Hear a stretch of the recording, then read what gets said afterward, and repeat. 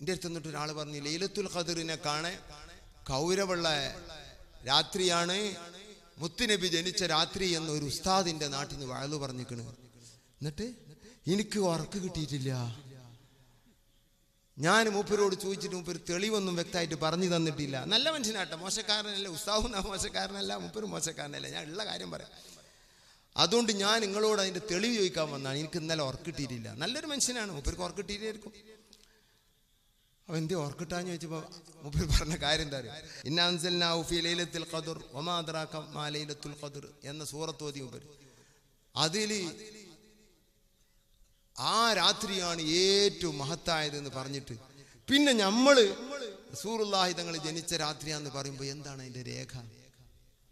ഞാൻ പറഞ്ഞു, നിങ്ങൾ മനസ്സിലാക്കി കൊടുത്ത് തെറ്റ് പറ്റിയതാണ്. എന്തേ തെറ്റ്? ലൈലത്തുൽ ഖദ്ർ എല്ലാ രാത്രിയേക്കാളും മഹത്തായതാണെന്ന് ഖുർആനിലില്ല. പിന്നെ നിങ്ങൾ ഇതിനെ അങ്ങനെ മനസ്സിലാക്കിയത്? ഇല്ലാത്ത എന്തിനാ മനസ്സിലാക്കിയത്? ഇല്ലാത്ത നിങ്ങൾ ഇതിനെ മനസ്സിലാക്കിയത്? അപ്പൊ എന്താ ഉള്ളത്? നിങ്ങൾ അർത്ഥം വെക്കി. ലൈലത്തുൽ ഖദ്ർ ഖൈറുൻ, അത് ഉത്തമമാണ്, മിൻ അൽഫി ഷഹർ, 1000 മാസക്കാണ്. എത്ര മാസം കൂടെ കഴിഞ്ഞു? 1000 കഴിഞ്ഞിട്ടുള്ളൂ.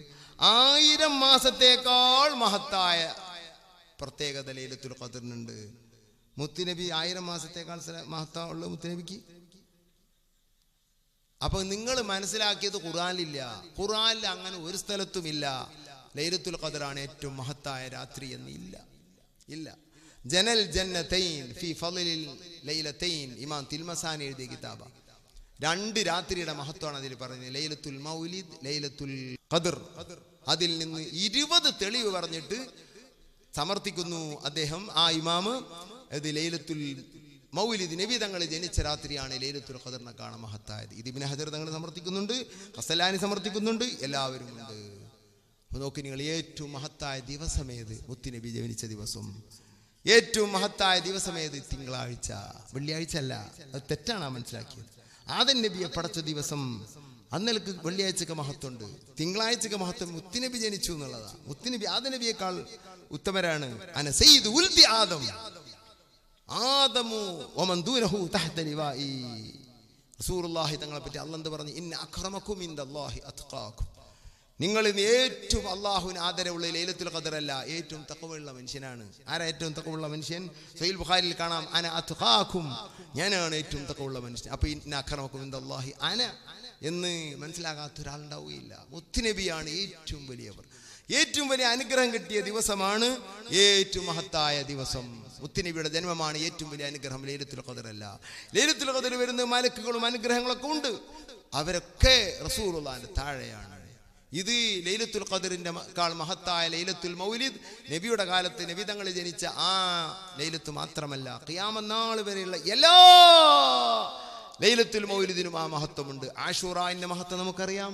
അതുപോലെ ഓരോ മാസങ്ങളുടെ മഹത്വങ്ങൾ അറിയാം. അത് അന്ന് സംഭവങ്ങൾ നടന്നിട്ട് മഹത്വം ഇപ്പോഴും നിലനിൽക്കുന്നു. ഇത് നമുക്കറിയാത്തവരല്ലല്ലോ.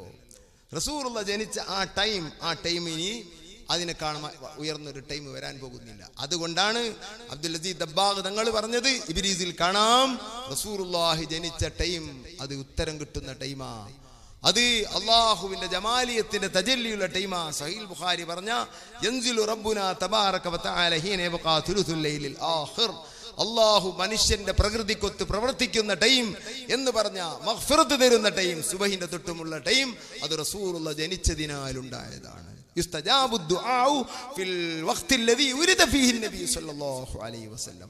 നബി സല്ലല്ലാഹു അലൈഹി വസല്ലം തങ്ങൾ ജനിച്ച ടൈം ദുആക്ക് ഉത്തരമുണ്ട്. അപ്പൊ എന്നും റസൂലുള്ളാഹിന്റെ ജന്മ ടൈം നാം ആഘോഷിക്കണം.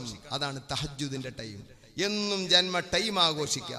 എല്ലാ ആഴ്ചയും ജന്മ ദിനം ആഘോഷിക്കുക, ജന്മമാസവും ആഘോഷിക്കുക. ഇങ്ങനെ 3 ആഘോഷങ്ങളുണ്ട്. ഒന്ന് തിങ്കളാഴ്ച നോമ്പ് വെൽക്കാൻ കഴിയുന്നവർ.